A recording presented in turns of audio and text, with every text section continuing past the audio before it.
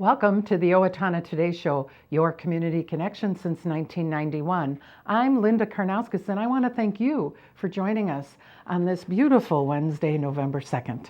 We have an informative show for you today. First, we'll be visiting with Louanne Kaupa from Eat Well Nutritional Therapy, and we'll be learning all about November, which is the month for diabetes. So we're going to learn all about diabetes and how to help fight that disease. And then later on in the program, we're going to be visiting with Mike Jensen from Triumph Graphics, and we're going to hear all about the 2016 calendar. So you'll want to stay tuned. Lots of fun and information on the show. Owatonna Today welcomes your suggestions about guests or show topics. You can do so by emailing us at owatonnatoday@charter.net or by contacting our show's producer, Leanne T at 390-5751. Leanne would love to hear from you. Meanwhile, we will take a quick break to hear a word from our sponsors, and then we'll be right back with Louanne Kaupa from Eat Well Nutrition Therapy. So please stay with us. Advancing the common good means creating opportunities for a better life for all. United Way is focused on building blocks for a better life, a stable income, good education, and access to health care. Our goal is to create long-lasting changes by addressing the underlying causes of problems. Living united means being a part of the change and taking action. Hi, I'm Brenda with the Mortgage Office of Brenda Bednar, aligned with American Mortgage and Equity Consultants, where closings feel right from the beginning. I'm a proud supporter of the Owatonna Today Show. Owatonna Public Utilities, real people, real reliable, real progress. Making life a little easier day after day, taking pride in our community, listening to what you say, a voice you can talk to. We're growing with you in mind in everything we do. Owatonna Public Utilities. Greetings from the Steele County Historical Society. We invite you to visit us and enjoy your county's history at the History Center and Village of Yesteryear. Check our website for current exhibits and monthly programs. Welcome back to the Owatonna Today Show, your community connection. And we're visiting here with Louanne Kaupa. Hi, Louanne. Good morning. Good to see you again. Always good to have you on the program. Thanks. And get that smile on your face. And you're preparing for winter, I can tell. Trying. Yeah. So I'm not rushing it. Yeah. What's one of your favorite pastimes in the winter? I like to cross-country ski. So where are they? But the snow can wait. Yeah. Where are those right now? They are dusting off in the garage.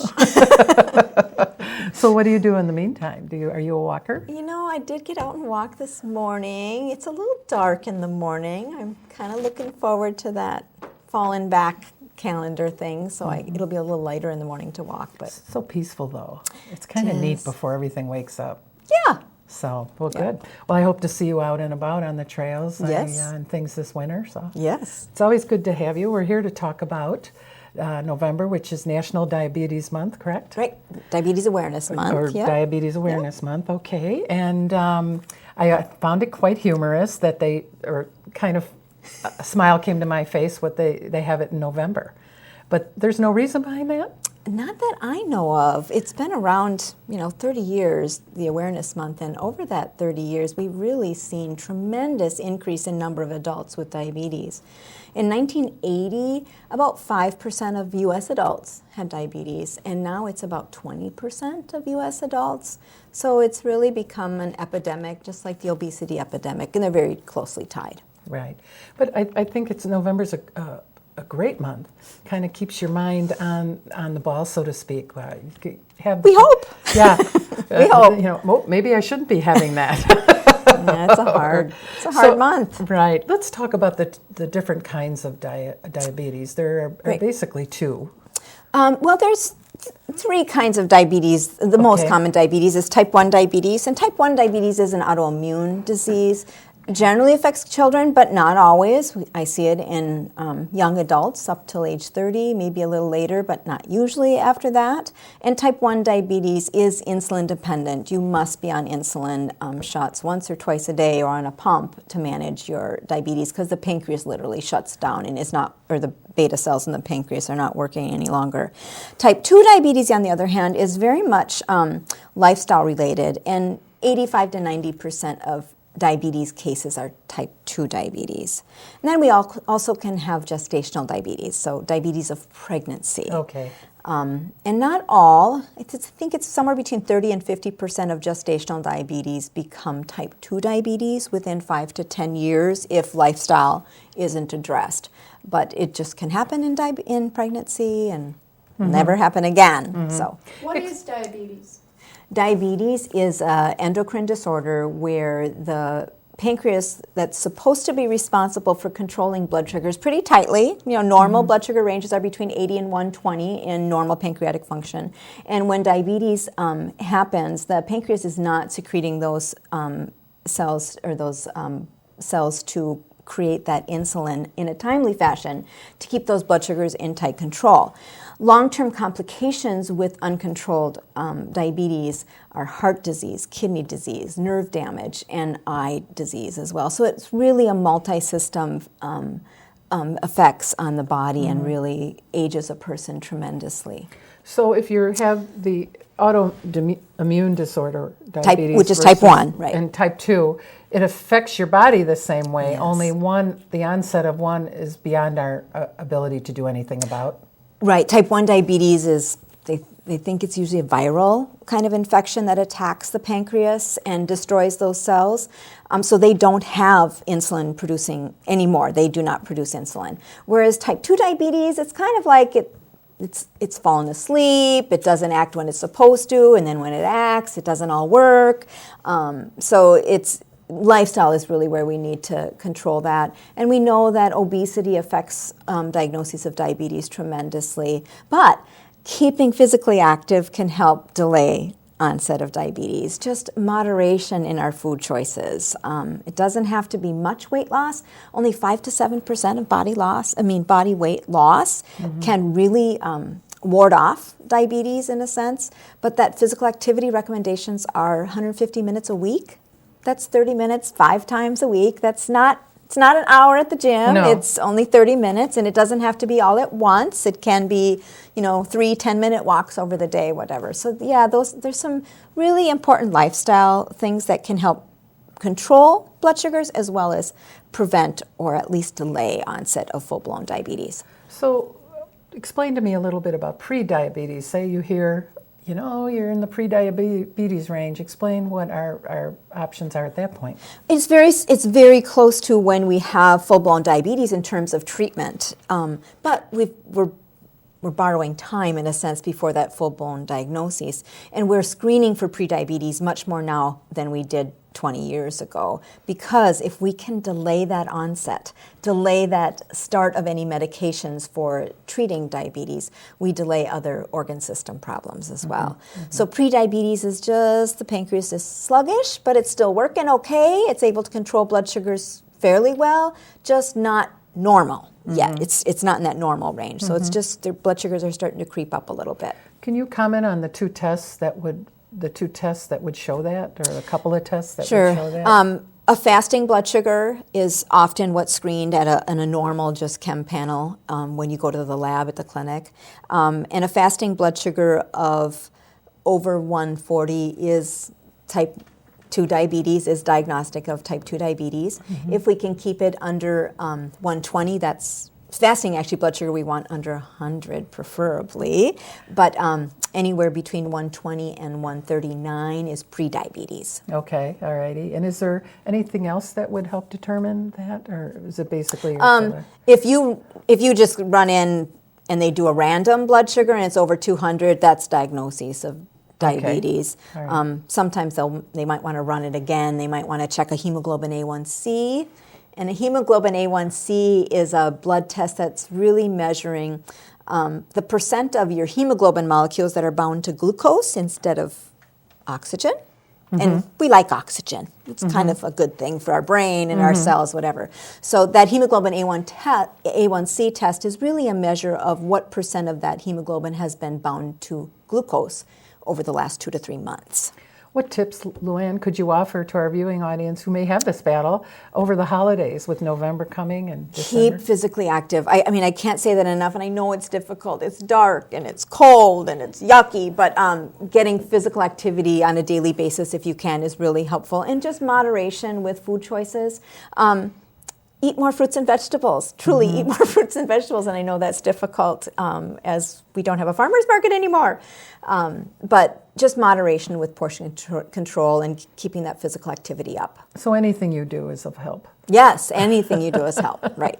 Yes. Why do you suppose, and also with these types of diabetes, are they seen more in some cultures than others? Could you comment on that? Yes, we do see the incidence of type 2 diabetes in ethnic groups, specifically Hispanics, Native Americans, and Pacific Islanders. Wow. And part of that is their diets change dramatically from their cultural, from their true diets, and their bodies just are not adapting as fast to the changes in this Western diet that we have. Okay. So keeping to those culturally appropriate foods is actually a positive, even though sometimes those families want to Americanize their children. It's actually good if we keep them eating their corn tortillas and their beans and their vegetables and So when you come to America, increase your activity level. Yes.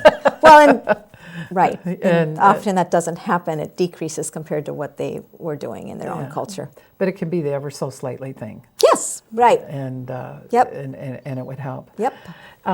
Let's talk about, I know on your website you have some links to some things that would help people in all ages with some of these challenges. You have some links about weekly tips and...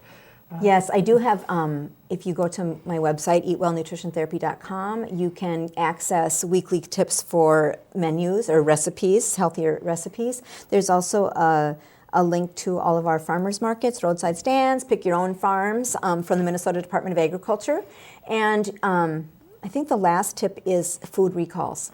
So often you'll hear about food recalls and it will direct you to the FDA and those food recalls that are current. Right.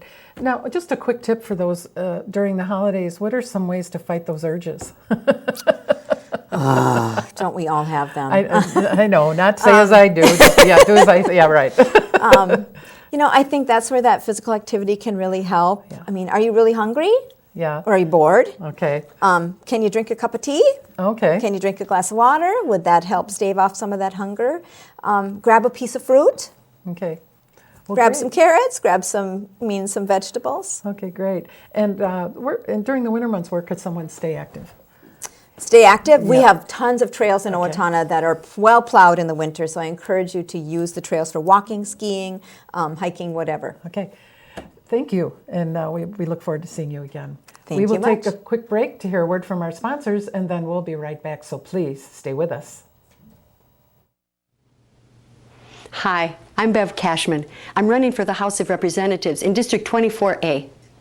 Good government works when all legislators agree to listen to each other, to work together, and compromise to serve the best interests of their constituents. I will do that. As your legislator, my goal will be to help resolve difficult issues rather than simply blame the other party for failing to act. Please vote for me, Bev Cashman, on November 8th. Hi, this is Eric with the West Hills Tennis and Fitness Center.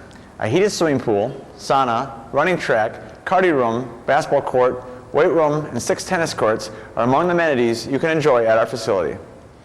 We have a variety of membership packages available to meet the needs of everyone, or you can simply drop in for the day. Stop out today and take advantage of all we have to offer. West Hills Tennis and Fitness, encouraging and promoting a healthy lifestyle.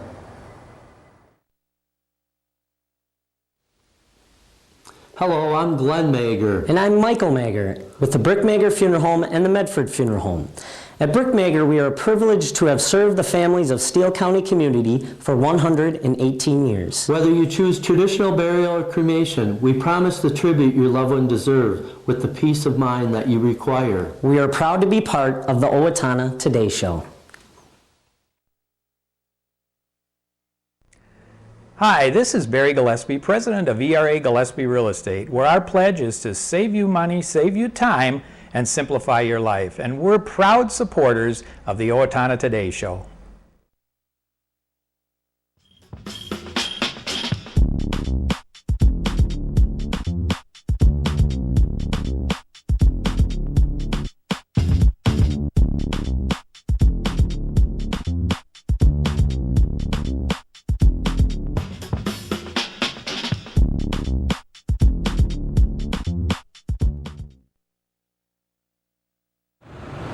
Hi, I'm Betsy Linger from the Owatonna Foundation. Your generosity has made Owatonna a better place to live by benefiting our community, the arts, recreation, and education. Please consider a donation today. The Owatonna Foundation is a proud sponsor of the Owatonna Today Show. Welcome back to the Owatonna Today Show, your community connection. We are here visiting with Mike Jensen, president of Triumph Graphics. Welcome again, Mike. Well, hello there. It's always good to see you out and about and here. That's it. We'll see what kind of trouble we can get in today. Yep, lots of trouble. Always in trouble. Keep one foot in, one foot out. That's right. Keeps me on the go. How about yourself? Oh, yeah, I'm usually, ask for forgiveness as opposed to permission, usually. Well, you have going on a calendar contest right now, the fabulous Triumph Graphics calendar. We do. Actually, the calendar is in production as we speak this morning here, and they're busy, printing away on the calendar. We were very excited this year. This is our 23rd annual photo calendar contest that we do for the community, which we're really excited about because it's an opportunity for us to showcase our printing, but at the same time, it's a gift that we can give to the community. We print, it's a little over 3,500 calendars that we then will give to our customers, clients, as well as folks in the community that want one can have one free of charge. There's no cost to get one of the calendars. So we're very excited to be able to do that and give that to the community. From beginning to end, how many people are involved in getting this calendar out? Have you ever? It's quite a production, it really is. It was interesting is when we started way back in 1995, it was pretty small. It was, if we got 100 entries, we were really excited. And, the approach was a little bit different. In the beginning, for our judges, we would bring in, a couple of professional photographers to come in and help evaluate the photos, that sort of thing. And then it worked very well, and it was very successful. But partway through, we realized, the people that should be looking at this and evaluating this are people that hang calendars in their office windows, people or their cubicles, or people that hang calendars in their homes. Our customers should really be a part of this process. And so we've opened up, and we have a panel of 10 judges that come in to evaluate all the photos that are submitted. This year we had 10 judges. Last year I think it was 11. So it fluctuates between like 10 and 13 judges. And they're a cross-section of people from the community that, homemakers as well as people in industry and office settings. And as well as we do have some designers, photographers that are on board or a part of that, so we make sure we look at the quality. But the thrust of it is this something that's going to be pleasing to the eye, something that you're going to want to look at for a month? So it's been fun. So something that might speak out to the average person in the community as well. Exactly. This year, we were extremely fortunate with the age of social media to secure 964 photos this year. Wow. That's what I said, wow. And Holly, who takes in and catalogs all the photos, because most of them came in digitally, the age of the digital age, they can upload them through our website, that sort of thing. She had a little coloring contest that she was working on, trying to color in all of the states. We had photos from almost all of them. We were missing Wyoming, New Mexico, what was it, Vermont, and there was one other one. Rhode Island? No, you got one from Rhode Island. I thought there was one other one. New Mexico, Wyoming, is it Hawaii? No, you got Hawaii and Alaska. They submitted. So otherwise, we had photos from all the states, except for it looks like 3. I thought it was 4, but maybe it was just 3. That's amazing. Do you have clients in all those states? Or No, how does social that... media. You push it out and it starts, Holly will post it on some photography journal sites and things like that to let people know about it and to know what's happening. Actually, Leanne Alt has been a winner in the past. So yeah, she was, you were cover a couple of years ago, I think she was. And I miss October this year. You are. That's it. Yeah. Well, we flipped away past October now. So now I notice you limit the contest to the U.S. We do. But do you find that you still get? Oh, we do. We do. People around foreign? the globe will submit, but based on our prizes and giving cash monetary awards and trying to make sure we have copyright approval to use the photos, that sort of thing, we've limited to the United States of America, the 50 states. So that's how we do that. So it's a fun process, though. In the evening, we started this year at roughly 5:30, and we were done by 9:30. Had looked at all 964 photos twice, as well as then went back and narrowed in from there. Round 1 and 2 are kind of a yes/no round. What's just first impressions? Do you want to look at this for a month? Not? Did it capture your eye? That sort of thing. Then rounds 3 through probably 4 or 5, we start to narrow in, which season does it fit in? Which month does it fit in? How does it compare to the other ones we have for that season or month? And so then we spread them out on a big table and kind of start looking at them. And it's amazing. Each and every year I come into it going, oh my gosh, how are we going to do it this year? And miraculously it happens. It's a process. It is. Well, and it's fun watching the judges because in the beginning they're usually very timid and very, I don't know. By the end, they have a couple of photos they really want, and then they get a little more passionate, and no, I really think this one should be in that, and they try and defend their photo. And it's almost like being Washington in the lobby room. Is that what you're... Exactly. It is. The other fun thing that we added, this has probably been 4 or 5 years ago, is giving the whole community an opportunity to see all of the photos. Oh. And we'll do that on November 12th this year. It's a Saturday. It's the second Saturday in November always. We will put all 960 photos out on display so people can come and experience it from 9 till 1 on that day.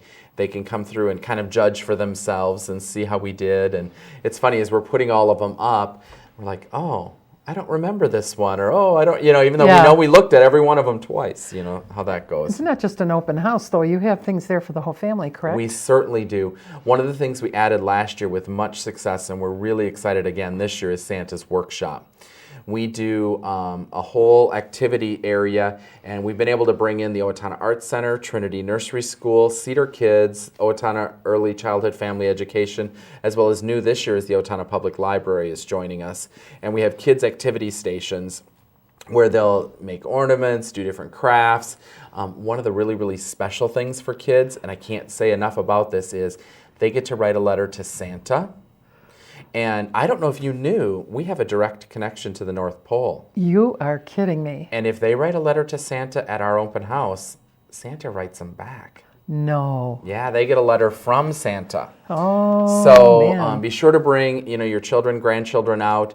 Certainly let them experience this. It's a fun, fun day. I think last year we probably had close to 1,000 people come through, which was a lot of fun for us, and I think it was fun for everyone that attended as well. I was going to ask, that sounds interesting. I would love to go. I've never gotten a letter back from Santa. Well, you better be writing a letter. Would that be done on a computer? Does Santa use a computer now? Well, it's a very colorful letter, and it's personalized to you. It would be personalized to you.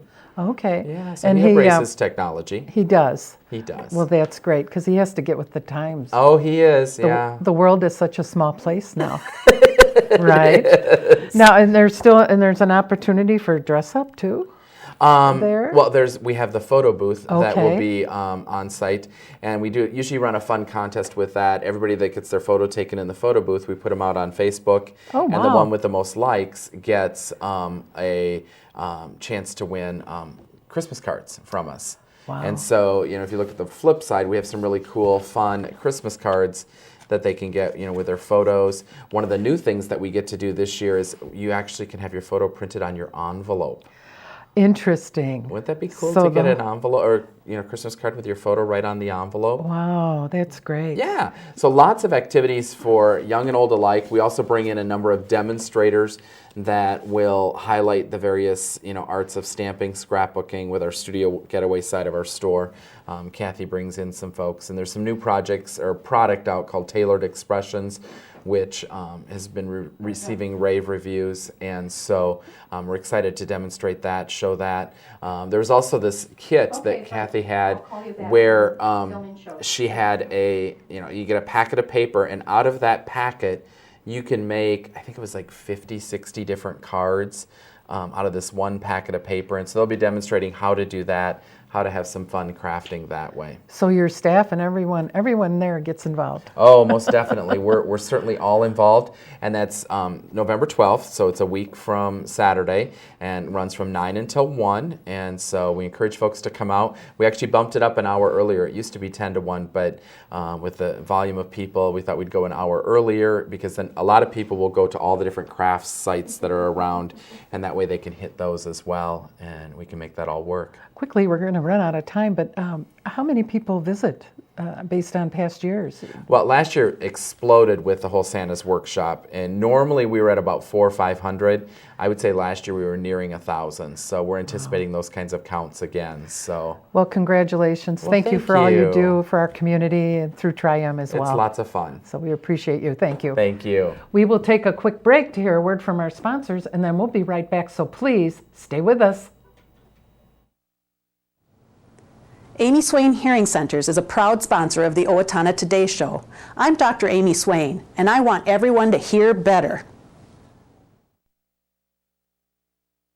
Hi, I'm Tim Anderson, the owner of Anytime Fitness, where we make getting healthy affordable and convenient. Anytime Fitness is a proud sponsor of the Owatonna Today Show. Welcome back to the Owatonna Today Show, your community connection. We hope you enjoyed learning all about the 2016 calendar contests at Tri-M Graphics. Now it's time for our community announcements. The Steele County Toys for Tots program is kicking off its annual toy drive starting the week of November 2nd. Volunteers will be delivering toy collection boxes to over 60 participating businesses in Steele County. New unwrapped toys may be placed in the available boxes through Tuesday, December 13th, 2016, and applications for the Steele County Toys for Tots program must be completed by Wednesday, November 16th. For more information about Steele County Toys for Tots, visit our website, owatonna-mn.toysfortots.org, or like Steele County Toys for Tots on Facebook.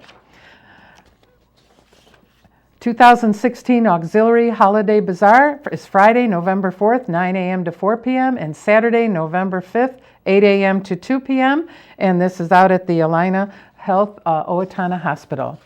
The Steele County Historical Society announces moving forward, making history for theme for our 2016 annual meeting scheduled for Thursday, November 10th.